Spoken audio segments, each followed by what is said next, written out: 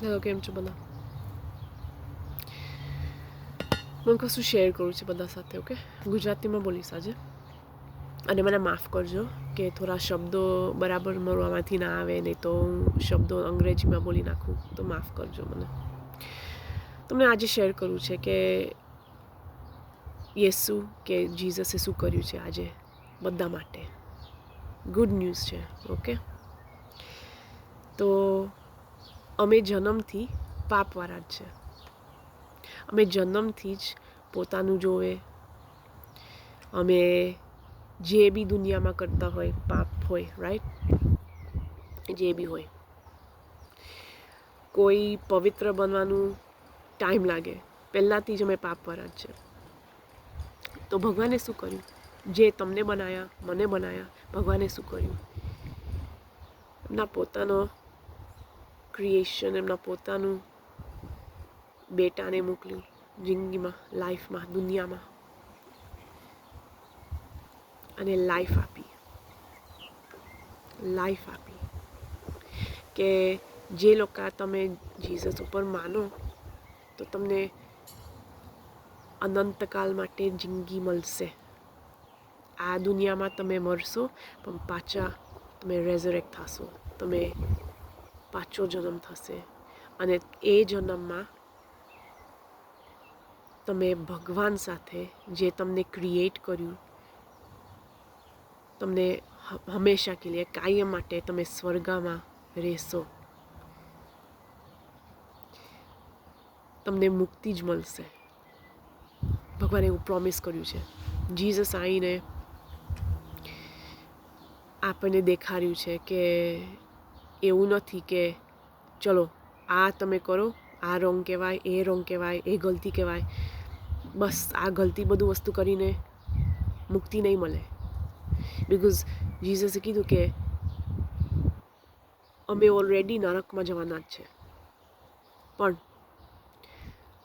હું આવીને તમને મોકા આપું છું કે તમને ડાયરેક્ટ ક્રિએટર ભગવાન સાથે તમને રિલેશનશિપ મળશે. તમે ગુરુ પાસે જવાનું જરૂર નથી, બીજું કોઈ પાસે જવાનું જરૂર નથી. ડાયરેક્ટ કોન્ટેક્ટ મળશે ભગવાન સાથે. વાતો જ કરો, પ્રાર્થના જ કરો. તમને મૂર્તિ પૂજા કરવાનું જરૂર નથી.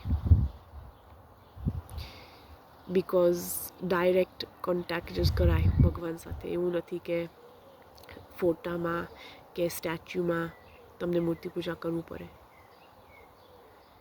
અને ભગવાન તો બોલશે કે ઓહ, મને જોયું પણ નથી, તોય પણ તું ફોટા બનાવે છે મારું. ભગવાનને કેવું લાગે? બીજું કોઈ અમારું પેઇન્ટિંગ કરે અને આપણને લાઈક અમારું ફેસ મળે ના પેઇન્ટિંગ સાથે, તો અમને લાગે આ કોણ છે? પણ યુ નો શું છે કે ભગવાને કીધું કે તમે પસ્તાવો, મારી પાસે આવો, જે બી તમે કર્યું હોય લાઈફમાં, જે બી કર્યું હોય, હું પ્રેમથી તને માફી જ કરું છું. જે બી પાપ કર્યું હોય હું માફી કરું છું. મારી પાસે આવો, પસ્તાવો, હું તને દેખાડીશ, તને પ્રેમ જ દેખાડીશ. પ્રેમ તો છે. કોઈ દિવસ મેં જાણ્યું નથી કે ભગવાન પ્રેમ આપી શકે છે. અને આ પ્રેમ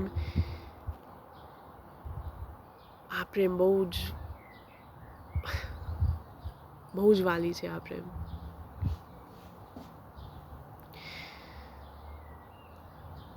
અમે જન્મથી પાપવાળા છે ને, આઈ થિંક સોચું છું કે અમે હ્યુમન્સને તકલીફ પડે છે આ માનવા, રેડી ના હોય, કદાચ તૈયાર ના હોય કે આ માનવા કે અમે પાપવાળા જ છે.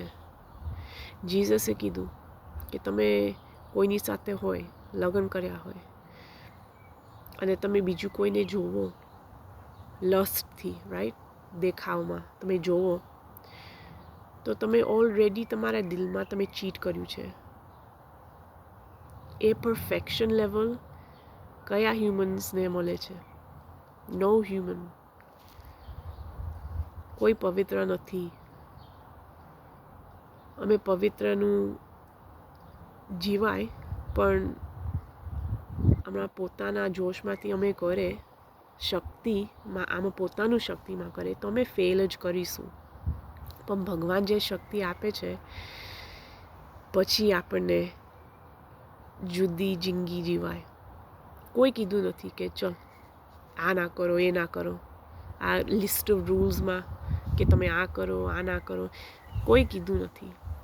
ભગવાને જે અમારી માટે કર્યું છે જીસસને મોકલીને, અમારા જે ઈચ્છા હોય, અમારા જે મન હોય એ બધું લાઈક સ્લોલી બધું બદલી જાય અંદરથી. જે પહેલાં આપણે મન હોય પાપ કરવાનું, તો સ્લોલી એ પાપ આપણને મન ના હોય. ભગવાને કર્યું હોય, આપણને બીજી જિંદગી આપી હોય, તો અમારું મન બદલી જાય. અને આ મન બદલી જાય તો આપણને શાંત મળશે.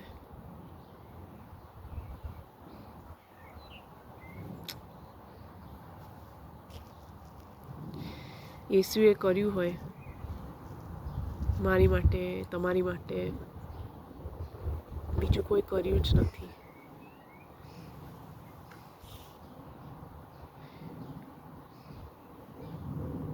ભગવાને જોઈએ છે કે તમે ભેગા રહો ભગવાન સાથે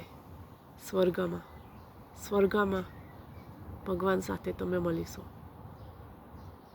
ભગવાન એવું જોઈએ છે. જે બી તમે સેવા કરો, જે બી તમે નદીમાં જાઓ, પૂજા કરો, એ ઇનફ નહીં હોય.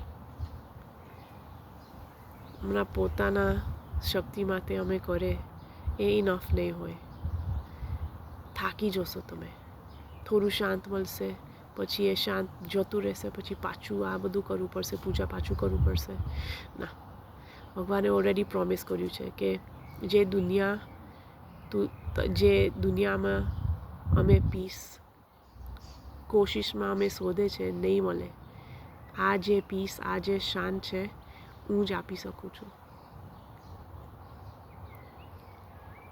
અને એ ગિફ્ટમાં આપશે, તોહફાની જેમ જ આપશે.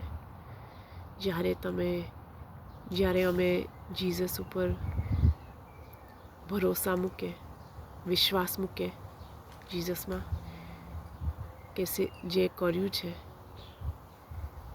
આપશે આ શાંત. અમને ભાગવાનું